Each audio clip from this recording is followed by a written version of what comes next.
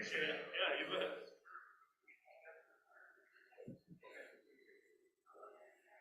How are you? Good. Nice to see you. Good to see you. I'm doing well. How are you?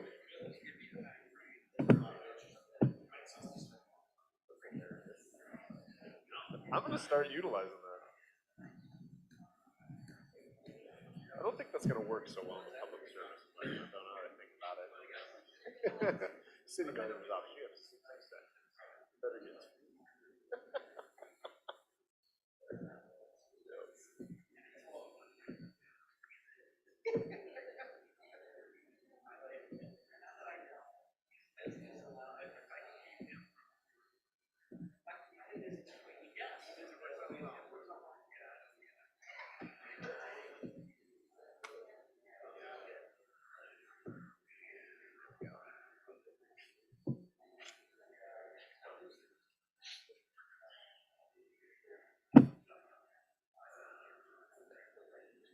Is he talking about a tracking feature on the phone?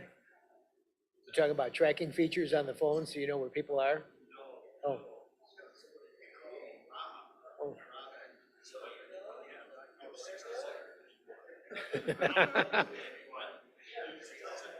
wife. 60, she can't do anything in 60 seconds. So. That's good time management. Wait till you meet her. I think I talk a lot. Steve can speak to her. I think wives are a lot alike. I don't know. You need to meet mine. She can. Got our friend Doug all the way lost at the end.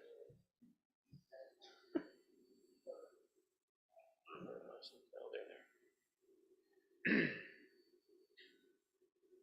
I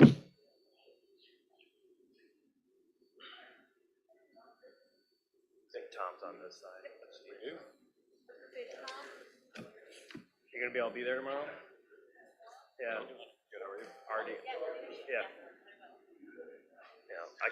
I can't make it next month, and I missed last month. I'm like, I'm feeling pretty guilty at this point, but I can be there tomorrow, so. Oh, did you? Nice. Very cool. Yes, it is. A little different. Slow down. Take off the sports coat. Relax.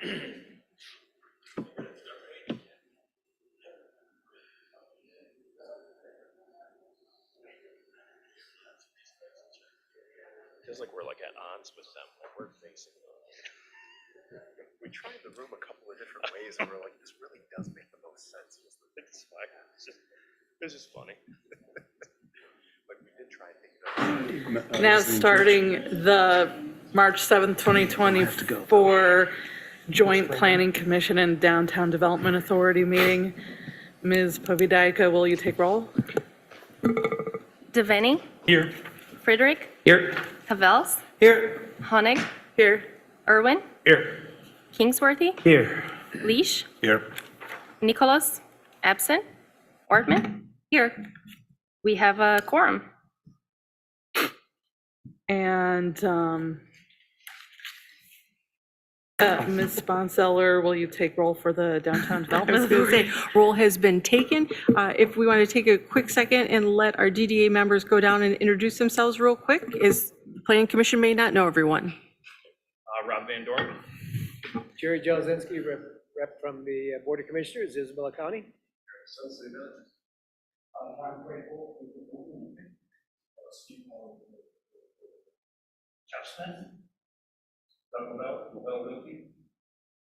Hello, everyone. Next item on the agenda is additions or deletions to the agenda.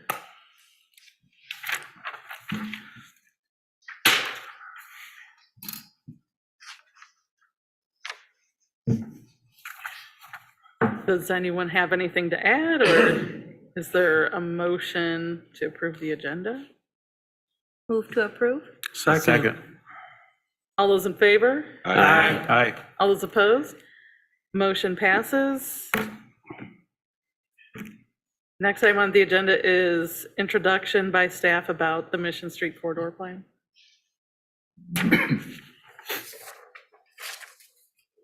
All right, thank you, everyone, and good evening. I just want to first thank you for your presence here tonight to talk this about this important topic of Mission Street.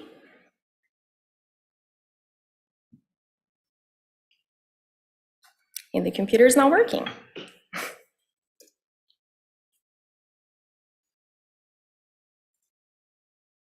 I'll get my pointer.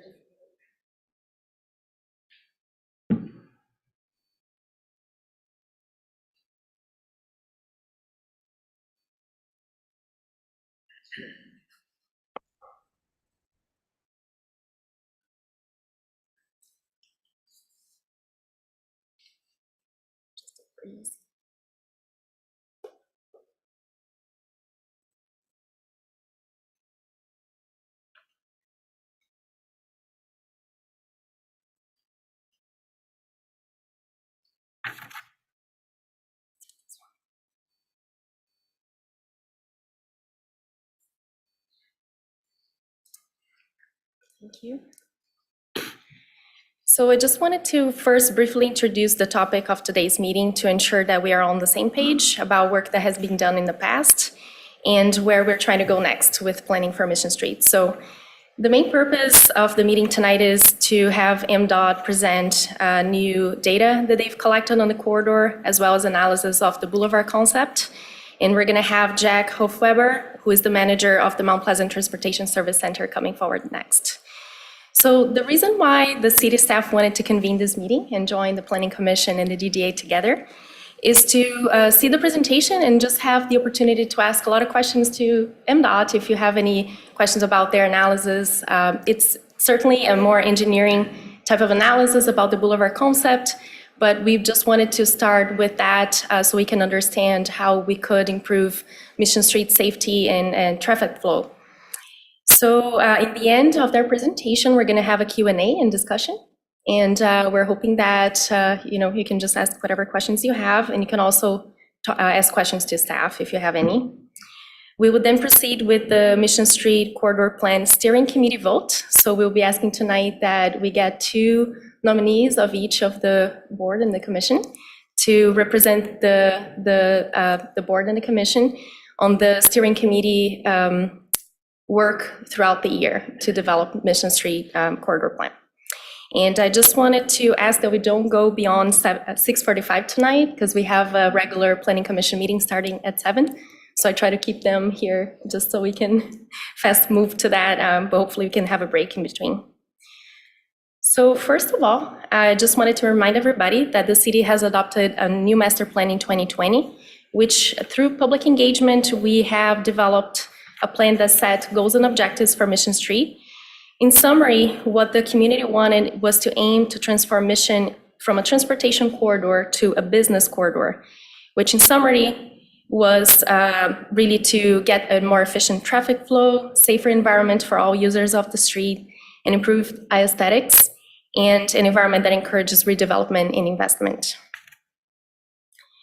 The master plan also called for the Planning Commission and the DDA to partner with MDOT and CMU to reimagine Mission Street as a vital business district and front door to the community and the university. So as a quick history recap, which was very helpful to me, we had efforts that started before on Mission Street. Obviously, we're not talking about Mission for the first time today. So MDOT back in 2008 had approached the city with the proposed design that you see here on the slide to create a boulevard that would improve upon Mission's traffic flow and safety. However, at the time, MDOT had a lot of harder design standards within their own organization, and Jack will then explain some of those later and give you some examples.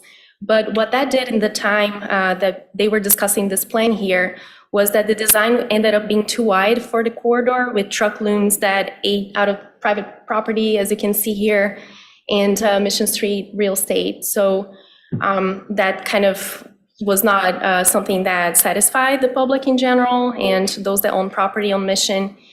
But also, the city at the time worried about the plan not really achieving all the goals that the city had for a more walkable Mission Street, and ended up turning down the proposal in 2009 at a city commission meeting. In this slide here, you can see 3 diagrams, the one on the top being the current conditions still today, MDOT's 2008 proposal of a wide boulevard, And what the community wanted, which was a more narrow boulevard with some more pedestrian safety designs, more streetscape and bike accommodations as well. So the city hired the consultants back then to analyze, and what the city decided that at the time was that it was better to not invest on Mission with this design as proposed, as it would basically put us further from the goals and objectives that we had at the time that are not really different of today's goals and objectives. But we do think that at this time, with MDOT having more flexibility internally for designs and with complete streets becoming more of a topic and more cities doing this all over the state and the country, we see that we are in a better position to get a design closer to what we would like to see on Mission. And I would also note that while we turned down the proposal, the city has done major improvements along Mission Street's network. So some of you may be well familiar that we added 5 strict grids that help break down the super blocks that we see on South of Mission. And you can see them listed here, but they really help provide a better network for business access and pedestrian access as well. We also have adopted the new zoning ordinance through building form and landscaping requirements. We've been trying to create a more walkable and pleasant environment on Mission that better attracts students and other customers to Michigan businesses. And I just wanted to quickly talk about the conceptual design that we have in the master plan today. This is what we have. This is the diagram that we have that was developed in 2020. And it was a boulevard with a narrow landscape medium, as you can see here, on-street parking, furniture, and pedestrian frontage zones. And while this design is very nice in terms of accommodating a more walkable environment and Mission, it doesn't really provide a really feasible concept for a few reasons. But one of them, with bikers, you could potentially reduce speeds too much on Mission that it could potentially reroute traffic to other corridors. And that's certainly not what we want. We don't want to lose the activity that we have on Mission and reduce real estate value. We also see that the right-of-way is really narrow in many parts of Mission, especially the north side of Mission, and it ranges from 70 to 150 feet in width. And this concept would be just unfeasible in most of Mission. We wouldn't have enough space to put all these elements on the road. So what the staff has done since 2020, we had quarterly meetings with MDOT to discuss that master plan concept. And we were trying to find a middle ground and something that could be more workable. So this is one alternative that the city staff was able to put together that would still add pedestrian and bike elements onto Mission with a wider sidewalk that would accommodate both modes of transportation. And then we would remove off-street parking to not have that issue with slowing traffic too much, and also the width issue that we have. And we would also test out Michigan Left as a way to get more access onto business and just have more opportunity for that crossing. And this, as you can see, kind of reduces the width from 100 feet to roughly 85 feet. So one thing that's very important to note before I move to some pictures is that this alternative is not the design. The whole purpose of hiring a consultant to start a Mission Street corridor plan is to develop with all of you and the community a design that would work for everybody. So that's why we're going to be convening the steering committee to kind of work more closely with the consultants and the city on the development, but we'll also have much more opportunities for general public input throughout the process. And just to show some pictures about boulevards. So this is one that we have here in town. It's Broomfield. And one of the benefits that we just think about, and why I think Boulevard keeps coming back throughout the years for Mission Street, is that when you're crossing a boulevard as a pedestrian, you just look for traffic on one end, right? So you're just watching traffic coming from one side as opposed to multiple sides and with a turning lane that you never know when people may approach it or not. So it's a very dangerous situation that we have today on Mission.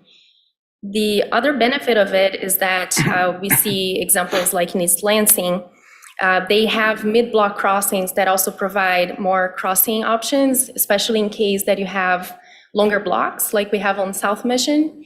And that provides just a more walkable environment and a safe opportunity for pedestrians and bikers to cross as well. And then this one is one that's in the drawing board in Traverse City. And they do not have a lot of space. So you can see here a narrow medium that is still, landscaped and help with stormwater, but also helps, just ensure that traffic is flowing more efficiently with the boulevard concept. So as you know, I shared this with both boards, but we have released a request for qualifications in January, and then we interviewed the consulting firms. We had 4 bids, and the city commission ended up selecting Progressive AE for the Mission Street Corridor Plan work that we will be engaging throughout the year. And 75% was successfully secured with the Michigan Economic Development Corporation for the payment of that plan, and 25% was approved by the DDA for us to be able to match, that match that is required by them. So this is it, and then I'll just turn to my colleague at the Michigan Department of Transportation.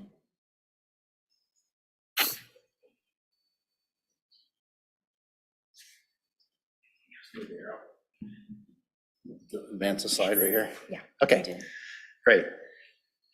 Good evening. My name's Jack Hoffover, Michigan Department of Transportation, Mount Pleasant office, TSC manager is what we call it. And I got Brian Atkinson back here.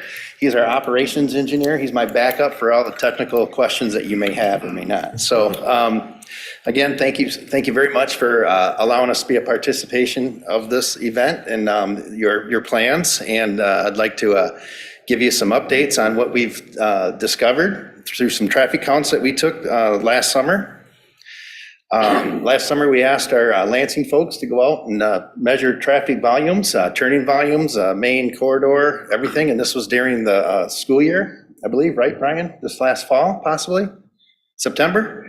And as you can see right here, we have traffic volumes that were taken when we last did it was in 2007 when we took these type of detailed traffic volumes for this type of work. The traffic has gone down since then.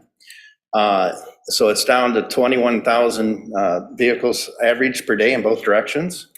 The expected traffic, then we take a look at the projected traffic for 20 years out for this study to see where what the traffic looks like and what we can expect. And that's with the 0.5% growth. And we're back up to 23,000. So that's kind of the data that we use, the baseline, along with all the traffic volumes at each intersection. They measure the turning directions and everything associated with each intersection. And we asked our Lansing folks to look at 3 different options. The first one is the 5-lane section, to keep it as is, using just 5 lanes, show what we have, to analyze it, how it's working today and how it will work in the future.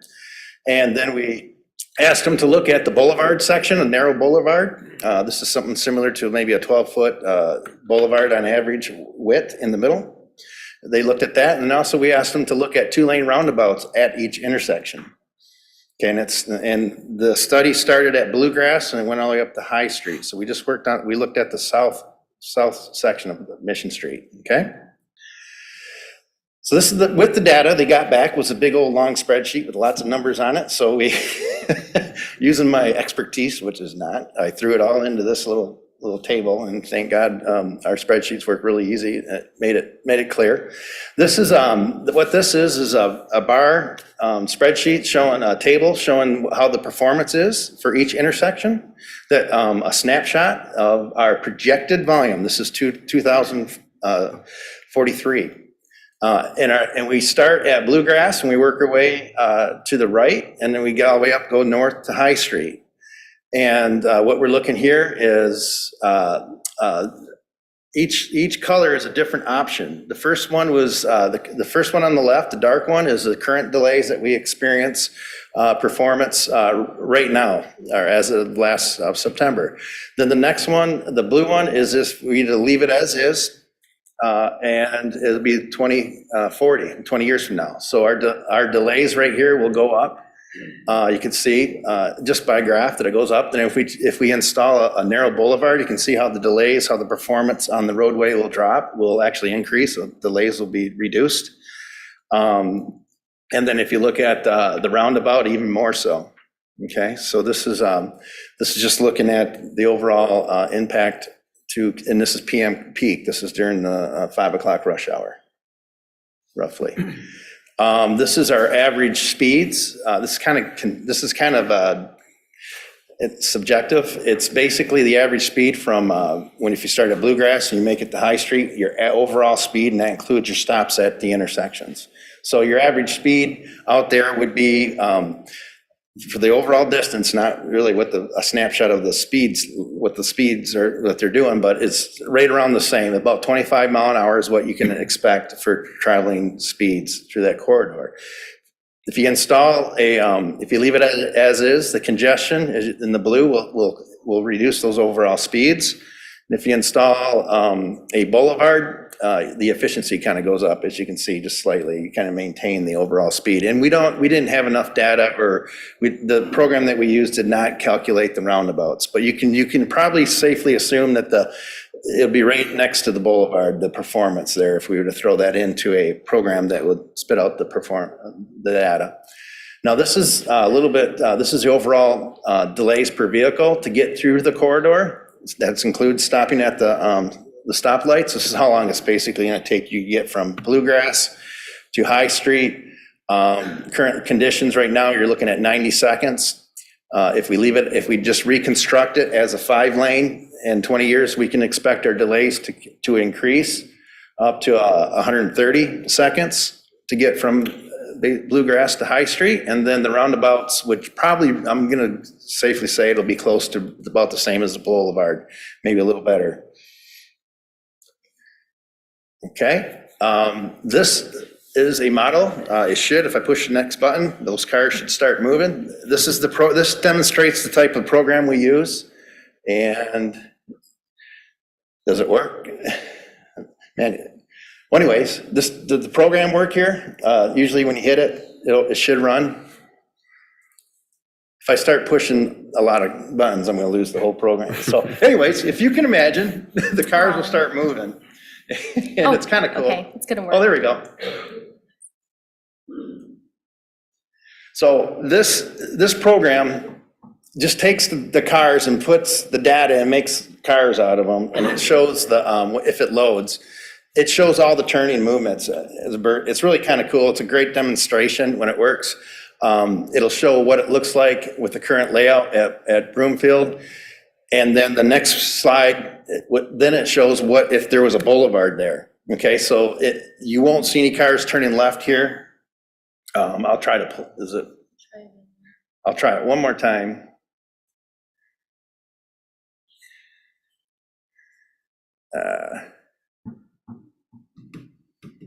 So yeah, it's probably going to crash. Anyways, it just demonstrates. You can look at it. We can send it to you. It's a video. You can pull it up at next time you're on a computer, and it'll show the vehicles traveling through the intersection, coming back and doing the indirect lefts or the Michigan lefts.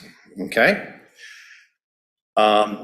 This is a very important map right here. This shows the crashes that we experienced in the last 5 years. There's been 818 crashes in this corridor, which is pretty significant. Many of these, and they're all dotted red, and the blue is more serious crashes that involve injuries. And this is something that we need to kind of take a look at as a community to find out if this is acceptable or not, and is there a way to improve this? And if so, are we willing to accept these changes to possibly increase the safety out there? So we've had 6 incapacitating injuries out there in the last 5 years, 7 pedestrians, 2 serious, and the last one was a fatality that happened in January of this year, if you guys recall. I remember getting a call that a person was struck and killed out there, and I believe a dog was also killed at the same time. And that location is, I believe it's by Yeah, it's right there in the circle. I forgot where that is. The big Stadium Mall. Roadhouse, right in front of the Roadhouse, that's right. So this is something that MDOT is very interested in fixing, and this is where we can get some grants to help supplement this project if we choose to go with the option that would reduce the crashes. So we do have some potential safety projects. This is another intersection that we're currently very interested in and doing a fix. It's at Broomfield. I know it's outside the city, but we're looking at a pretty severe crash rate there and capacity. And, as you know, as you're going through that intersection, it's very difficult to get through there and come back at certain times. And so we're focusing on this intersection currently, and it's going to be up on our plans to try to seek some federal funding for that. As Emmanuel said, this is the concept that we had a few years back in 2008 that we proposed. MDOT did receive some safety funds at the time, and also at the time, the city was Act 51, which had the population high enough to where they participate in part of the project. Even though it's a small amount, but you guys are no longer, the population has dropped below the Act 51, so that's not in the equation this year. Maybe you'll grow in the future, so there's no, and if so, we need to talk because it does impact your budget and stuff when we do. So anyways, we'll go on to the next. Things have changed, as Emmanuel said. Things have changed since 2008. This route right here is considered a gold route. What that means is the federal designated this is a truck route, Mission Street, which they clamp down on how wide the street could be, the lanes could be, and what we can do. That has been loosened up a little bit over the years, and thanks to cities like Traverse City and other areas throughout the state that are already worked with the federal highways and plowed the way, I should say, to help us with more flexibility in the future. So that's good news for us. We can look at the lane widths, as you can see on some of those examples. The lane widths are in the past, it was just 12 feet, and that was it. No, can't go any less. Now we have some options, so that's nice. So then we're looking at the narrow boulevards are being used as we saw. That's nice to look at and see how they work and talk to your counterparts. And I can also, and then the most important out of anything that we hear tonight, because all the three options that we looked at work. We can go with either one.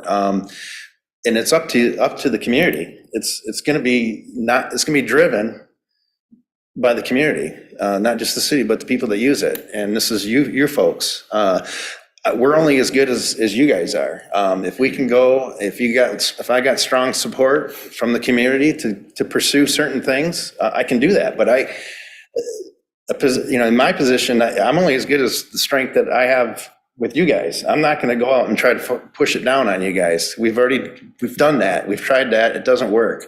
We're working currently with Midland, and this is with their one-way pairs, and we're working basically. They're helping us develop the project that we're rebuilding in downtown with removing lanes and doing some some usable streets and all that stuff. So it's really on you guys to help us and provide us the strength to take it and fight for you guys to get what we need to do to make it what you want.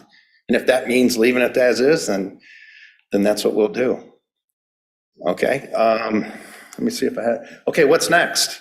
Just so you know that we're going to be resurfacing from the south to the north, starting at South Mission. We have some money set up to just mill and fill it real quick, probably be about 3 or 4 weeks, just to give us more life to the roadway, because we do have more life in this roadway as far as the curb and gutter and the drainage. All we need is just put a new surface on that and paint it, and we'll get another 5 or 6 years out of that. And then we'll, in 27, we'll be going from High Street all the way up to the Corporate Drive by the roundabout for another resurfacing the north section.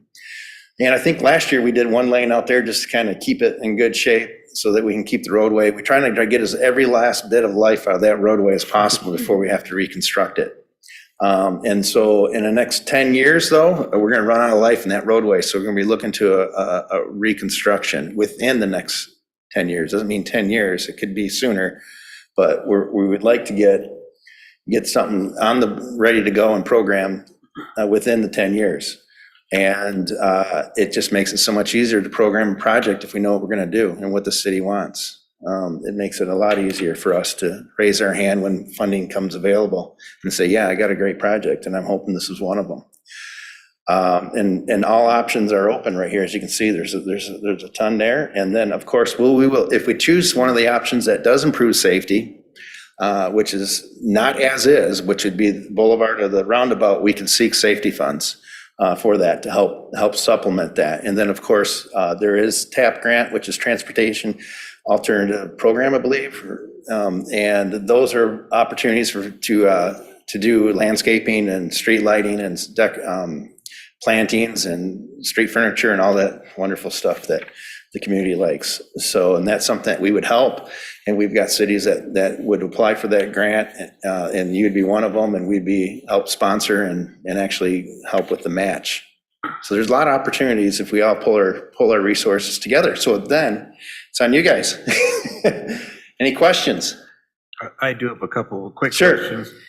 What lane widths can be used now? Oh, well, I saw 10 foot up there. I saw 11, but usually 11 is about what we'd want to try to, Currently, be comfortable with. It's 12 right now. Well, go ahead. It has to be 12 right now? It used to, yeah, technically it needs to be 12, which it is marked, it is 12, but we have it marked at 11 right now, maybe even Okay. 10.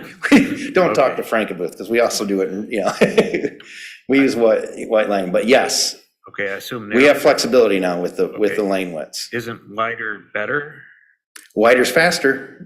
It's not Okay, but- necessarily fat, I mean, it's, In terms of snow removal in the bigger vehicles now, I mean, shouldn't it be a little more wiggle room? well, we do have designed vehicles, they are getting bigger, but our roads are not getting bigger. That's what I'm saying. Yeah. So when you buy a car, you want to make sure you think about that. I mean, wouldn't 12 be better than 11? Depends who you're talking to. It can be. It's just all, if you're in a, city environment, we use lane widths to control the speed. We use lane widths to help, vehicles, trucks. Yeah, there's certain things we use for lane widths, but 11 foots normally is what you'll drive on a county road and on any other street. 11 foots is usually what you end up with. If you drive Mission a lot in the winter, I'm sure you probably noticed that with tractor trailers, the closer you are to them, the more crud you get on your windshield, Yeah. spraying off your tires. So squeezing the lanes down might be a little counterproductive. That'll be up to the city if they choose to want to do that or not. Okay.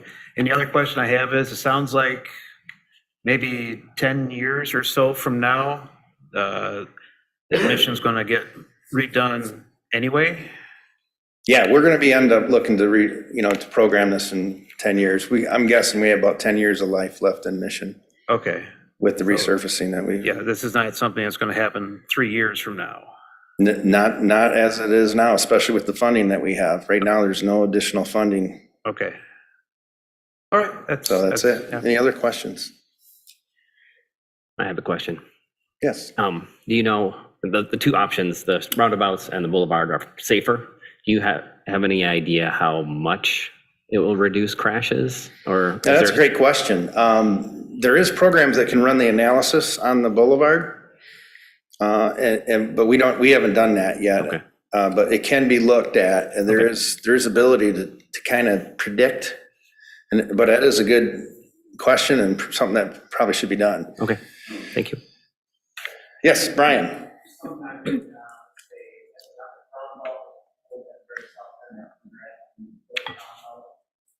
Sometimes traffic don't necessarily go down, very roundabout. You have to come in under a certain angle, so it needs to have. In a roundabout situation, you may still have crashes, but they're going to be much less Yeah, severe. the roundabouts are very efficient and very effective in reducing severity crashes up to 80 to 90%. And we've experienced that in Clarendon on the north end and in Midland. We've got a lot, we have a really good idea what the roundabouts are gonna do. Okay. Okay. Okay, just on a side note, go ahead. You have another, I saw another question. Oh, I was just gonna, that I love the data that and the counts, but I also think that I would love to see like what he was asking, like the analysis, but also to see. I know it was from the previous count in 2017, but our CMU student count actually went up this year back to what it was 5 years ago. So the traffic patterns might be some more similar this year, like as of right now, Okay. to what it was in 2017 than last year. Than last year, so you're thinking that it's gone up even further. We check them I think every year we run ADT out, average Okay. daily traffic, so we can look at how it's gonna look this year, because it'll be out there again this summer, not in the detail that we got, but we'll be able to tell right away if the traffic's going up. The Boulevard, like, still, again, all three options work for the volumes that we're seeing, even with increased traffic, which I suspect it will probably go up even more than maybe what we're showing. So, yes. Question, so you talked earlier about how it's a gold road because of the fact road. that there's these the trucks that are on it, is that correct? Well, it was designated by, actually, act of Congress, designated gold routes throughout the nation. And once it's designated as a gold route, it's nearly impossible to remove it from that list of gold routes. You can Google it. It shows you how, like, And it's so pretty. What it's does pretty that, restrictive. what does that do? So that is because of the fact that there's semi-trucks Yeah, traveling through it? that's mostly, I believe, what it is. And Okay. it ties it has tied our hand on what we can do on the roadway, like how thick the pavement is, how wide those lanes are, how the radius is, everything's designed based off of, there's certain standards that we have to abide by when that designation applies. So I guess, my follow-up question then is, what's the impact of that status, knowing that we have that many semi-trucks or whatever type of trucks traveling on Mission, and then we're considering roundabouts and boulevards? I mean, how do those type of vehicles handle roundabouts, and how do they handle boulevards? Because those are very different. We absolutely can handle, with as you can see, once you got to figure out what to do with those trucks. Once you get them on a boulevard, you're going to figure out how to get them back to turn at an intersection. Now, that's something that the committee, that you guys are going to have to decide on what you want to do, how you want to handle that. Okay. Those are part of that study on where and if and how to handle that. But we can, with the boulevard, put in turnarounds, or you can just designate it as, streets or whatever. That's something that the community will have to figure out what to do with that in a boulevard. Now, the roundabouts are a little bit easier if we have the right of way. We have right of way at Bluegrass for a roundabout. If you put roundabouts at the other intersections, then that's taken, that you need 2 lanes, and that's a big area. Yeah. So that's got to be considered. Especially for a truck to get through a roundabout. Absolutely, yeah, yes. And they're not terribly huge, but they take some space in the corners. So those are things that we'd have to look at as well. But it's worth looking at because of the safety benefits, not just the delays, but looking at the safety. If that's what the community wants to go and do. So one more question, going back to this gentleman's comment about the width of the roads. So is that typically a tool that is used for lowering speed? Because I know one of our concerns is the speed on Mission Street and the fact that we have so many people trying to cross it at the current speeds.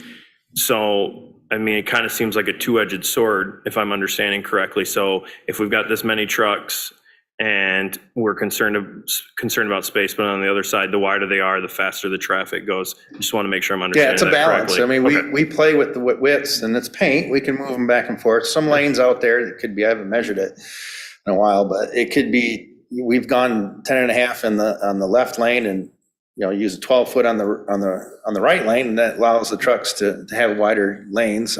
We've tried different things to help with the traffic flow and see what the delicate balance is, because You know, because the lane width's already, they're there as 12. Right now, it's 12-foot lanes, but we have them marked at different widths right now, if I recall. I think they're 11 foot, maybe even 10 and a half now. 11? 11. Thank you. Okay. Appreciate it. Okay, just for the notes, we do have a public open house for Pickard. When we start in Pickard construction project, this sooner than we expected with the weather. And it's the 18th, March 18th at 4 o'clock at the office, at my office by Myers. So if you guys have any businesses on Pickard and want to know what's going to happen, what to expect on phase 2, please join us. Thank you. Thank you. Comment about the traffic counts? Oh, sorry. Those traffic counts were done in September of 2023, so they would have accounted for CMU's population as it is now. Okay. Just want to clarify that. Thank you. Just as a question, somebody,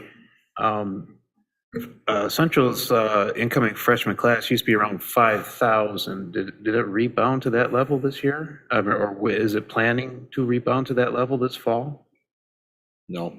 No. And it's not in 5,000, that's not. It was 10 years ago. Yes.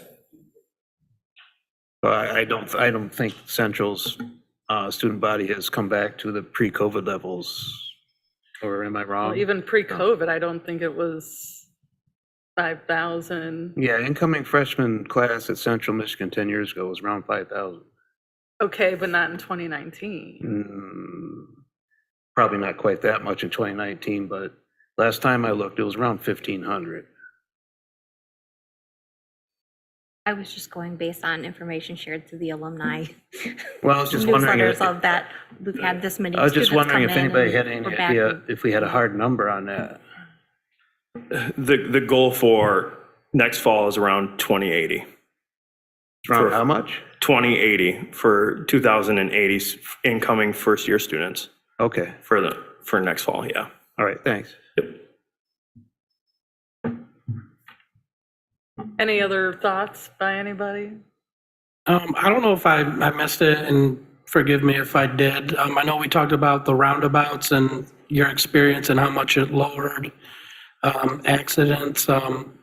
In your experience, how do the boulevards usually fare in that lowering accidents at all? That's for the MDOT people. You don't have to give me just a ballpark is fine. I know I'm kind of springing it on you, but. When we did M20 out by Leighton Road, Yeah. I think the numbers were roughly supposed to be about a 35% reduction. I can't remember exactly. That's fine, but I appreciate that. Yeah. I'm curious if the boulevard concept, if you've seen any impact in the reduction, if the lane widths stay the same, but the boulevard is kind of implemented, like with the medians and the landscaping and that the pedestrian development, you know, if those kind of aspects are developed, but the lane widths are somewhat maintained, if that has an impact. I'm not sure. Has it? What's the question? It has it. It has an impact on safety, are you looking at, or? Of the, if that, like, if it's about a 35% reduction, if the lane width, if it's mostly the lane width alone, or just even the whole visual impact of there being like the central medians and the sidewalk development and walkways and such like that. The boulevard, because when you put in the median, it separates the traffic. That's Right. That's the main. Right. So, you know, with the addition, like Jack mentioned, lane widths, you'd have to try to balance trucks versus widths for speed. So that's, I think, what the committee's job will be, is to look at those aspects to getting traffic through, but also safely, you know, what that lane width will be or could be. I don't have an answer necessarily for a boulevard concept with narrower lane widths, how that impacts the, you know, the percentage of crashes going down. I'm not sure. That portion I can't answer. It does improve some of the types of crashes that you see, though, with the turning conflicts and the left turn movements, and you don't have the head-on crashes. And then, like we talked about with the pedestrians, you have that refuge for the pedestrians. When you're crossing the street, you're watching two lanes going in the same direction instead of 2 lanes in both directions and people coming in into the left turn, people turning at the intersections. You've got multiple turning conflict points that you're reducing when you're putting in a narrow boulevard with the Michigan left turns. Stacy, did the city have any data when they did that on Broomfield right there by campus? No, that's actually a road commission Okay. jurisdiction. So we're looking into that though, because I've had that same thought.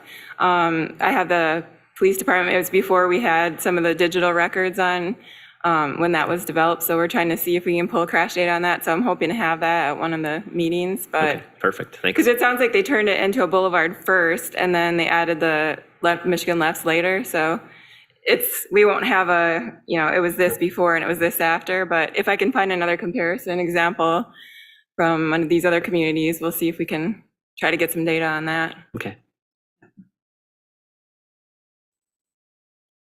As far as safety, it sounds like Boulevard is safer. As far as a business owner, I'm just wondering,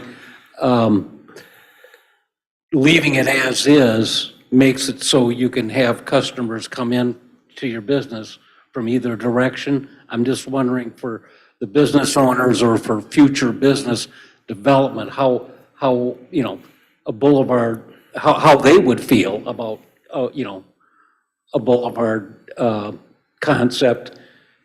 Yeah, that's something we'll have to discuss with the steering committee, but we definitely would want to have enough of those turning points for people to turn back and get to the businesses. But I mean, I think we've seen a lot of them in several communities across the state now, and they seem to operate pretty well in terms of. So you can set up a boulevard, so that the guy can turn around within a Right. block area or something like that. Right, so Okay. you'd have the Michigan left, sort of like we have on Okay. Broomfield. So you may have to go past the business, turn left, and then come back. Okay, But, okay.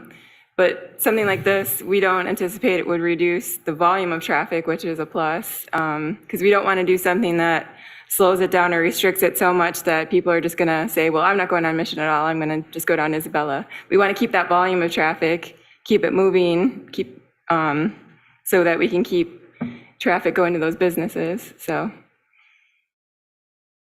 does that answer your question? Yeah, I'm just wondering how the business, we want it to stay a business corridor and we want it safe, and I'm just wondering, how the business owners or for future development of enticing another business to come in, how this concept is going to work, I mean, I think promoting the safety of the corridor, and obviously this would have some aesthetic improvements as well with the landscaping and the new sidewalks and wider sidewalks for walkability is a huge thing for scores. And when businesses are coming in, they look at walk scores. Community Mission right now has a very low walk score. Our downtown has a high walk score. So if I'm a business from out of state looking at Mission, and that's something, especially some of the new generations coming up want to see, then I think that's one thing that we could promote from a development standpoint.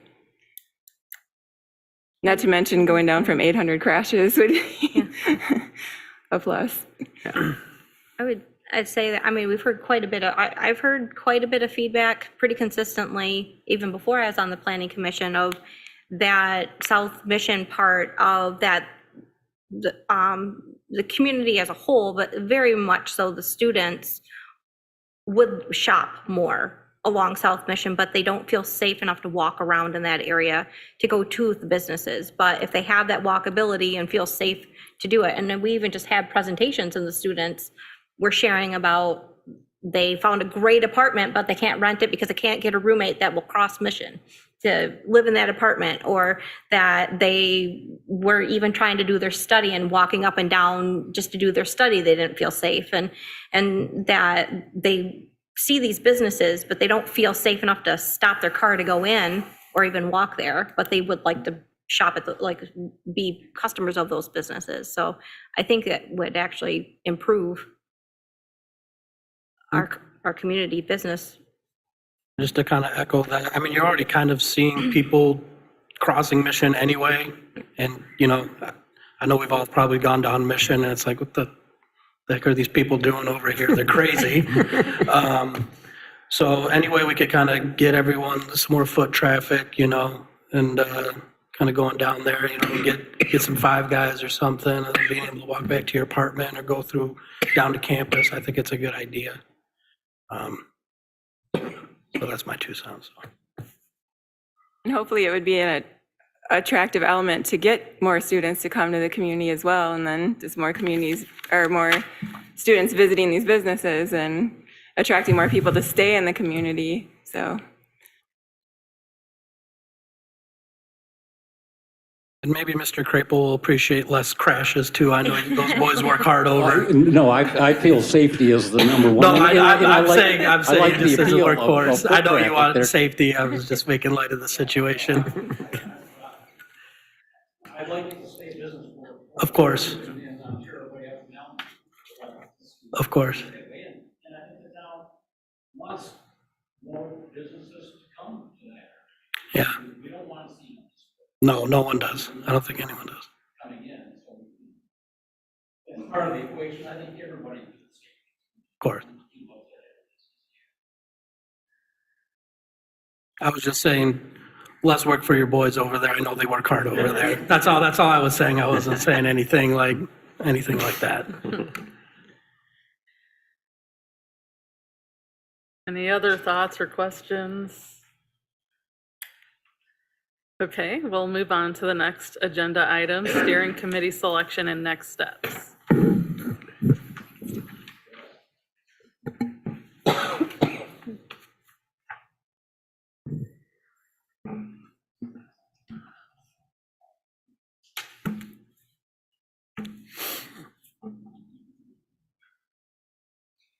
So I'll just quickly touch upon next steps first, and then we go to the steering committee selection.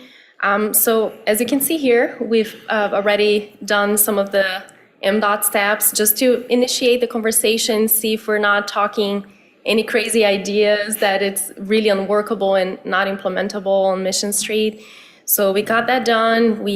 At least we have options. I think it's always good and optimistic that we have options instead of the opposite. And then what we are thinking about with the consultant in terms of the steps, so this is roughly what they've submitted in their bid and something we're working on the contract right now. But the idea here would be to convey the steering committee team and then schedule a first meeting, which will be basically throughout the day, we're going to have a team meeting at City Hall. We're going to have a steering committee meeting. We're going to have a walking tour of Mission Street. And I think in that way, we're just going to be, seeing how it is to walk on Mission and just taking more time to look at designs and if we feel different in different parts of Mission where you have more medium or more streetscape, more trees or less trees, sidewalks closer or further from the curb, that kind of thing.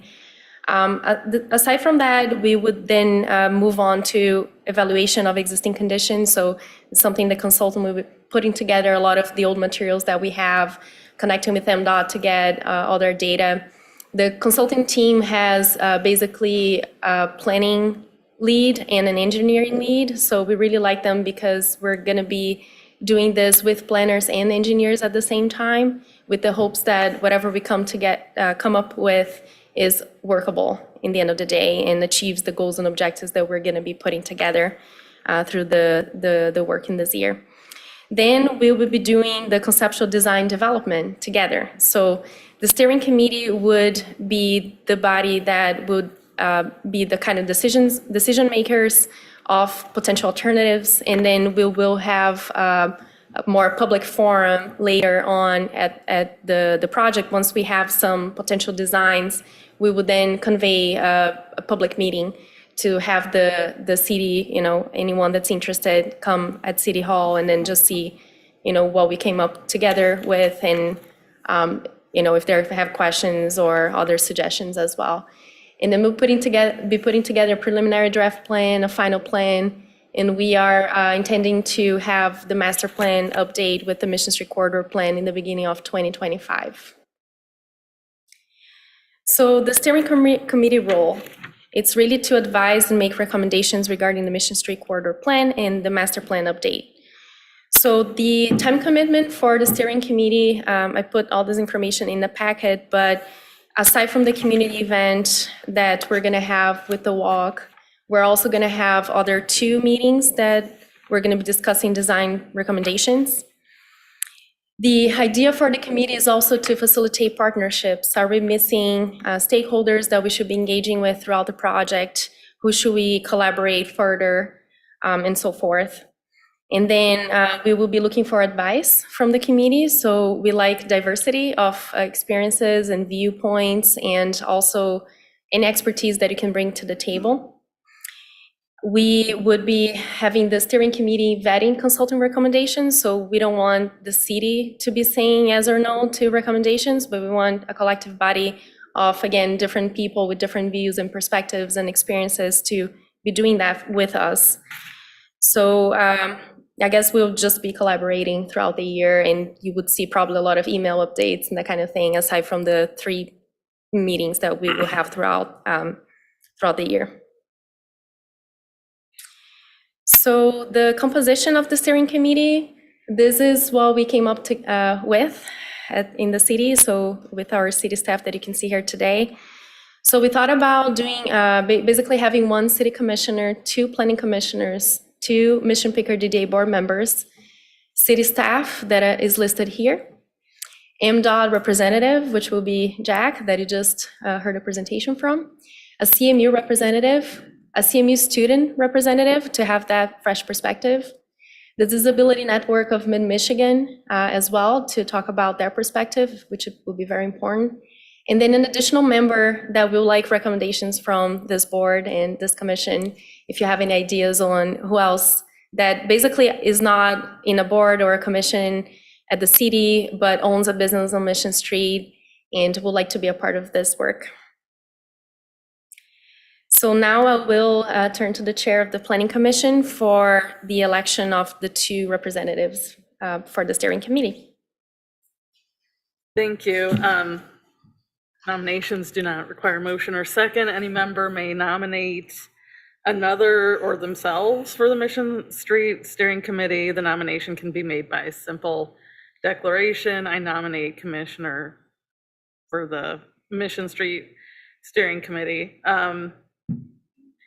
And we'll do this by open vote, and we'll do that by a show of hands. So would anyone like to make a nomination? I nominate. Go ahead. I nominate Commissioner Irwin to the Mission Street Steering Committee. I do have a quick question. Am I in my last year of eligibility for serving on the planning commission? I don't think you are. I think you may have another 3 years, but if you do, I don't think that would be an issue. Okay, so I'm fine with that then. And I'd like to nominate Commissioner Ortman for the same. Any other nominations? Okay, all those in favor of Commissioner Irwin, show of hands. Okay, and all those in favor of Commissioner Ortman? I apologize. That's okay. Show of hands. Okay.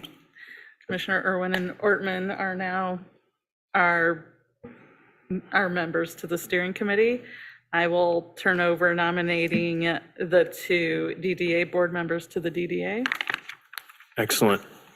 Well, you guys can all seat up there, but I'll go ahead and read the first portion for you. Nominations do not require a motion or second. Any member may nominate another or themselves for the Mission Street Steering Committee. The nomination can be made by a simple declaration that you can see there. And we'll do the same thing, voting by a show of hands. So I will now open it up to nominations, and I'd like to start by nominating Doug LaBelle. Oh, excuse me, I'm supposed to follow that. I'm sorry. Doug, you're gonna have to hear your name again. I nominate board member Doug LaBelle for the Mission Street Steering Committee. Any others? I'd like to nominate board member Smith for the Mission Street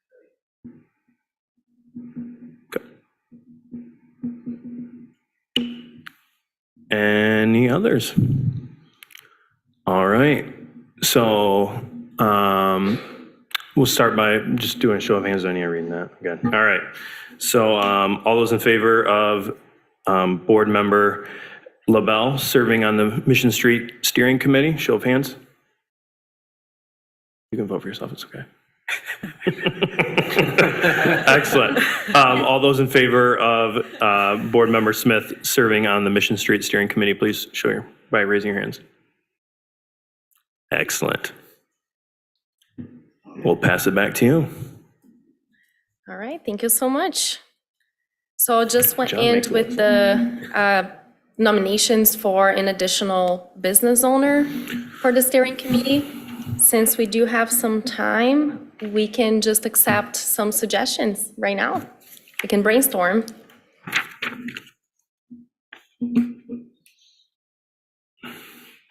Anyone have any suggestions? Do they have to be a city resident too, or no? No.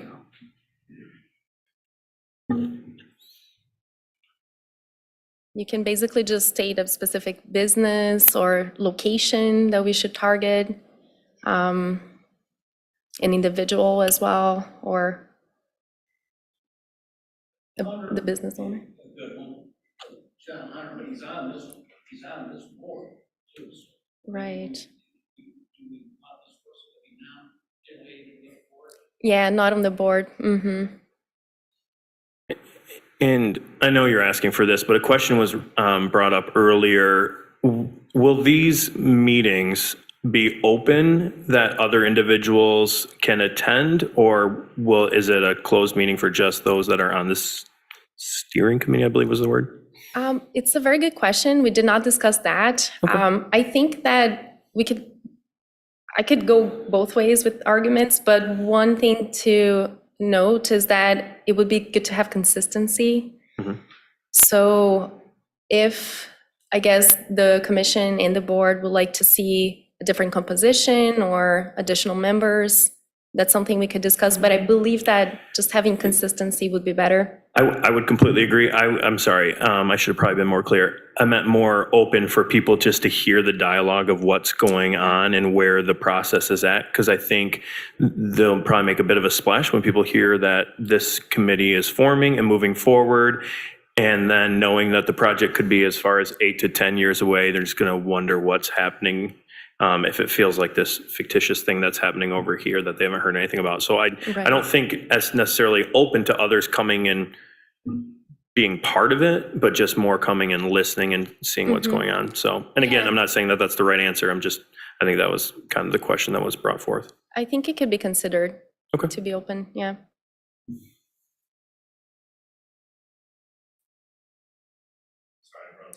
That was a good question. I agree. Yeah. Any suggestions as any business owners along Mission we'd want I mean, Brian Hansen over at Bees Music, that's on Mission. to? North Mission also. I'm just saying. It does seem like the focus is High Street South, but people north of High Street might want to be involved.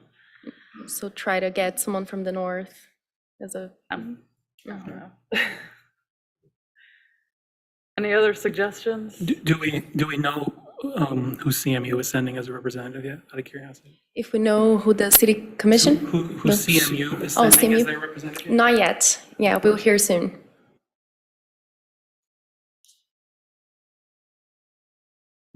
Okay, so you can always email me. I would love to get some ideas by next Monday, just because we're trying to schedule the walking tour and all of that, and just organize with everyone's agenda as much as possible. So that would be great. And I guess that's it for tonight. So we could move to adjournment.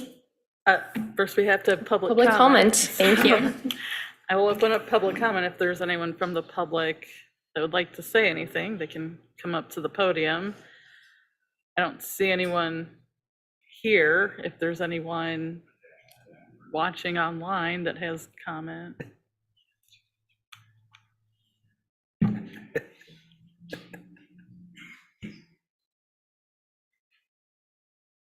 I did quickly look up if I could. Never mind. There's no one on Zoom with a raised hand. And no one on email as well. Thank you. Thank I you. will close public comment. Move to adjourn? Second? All those in favor? Aye. Meeting adjourned.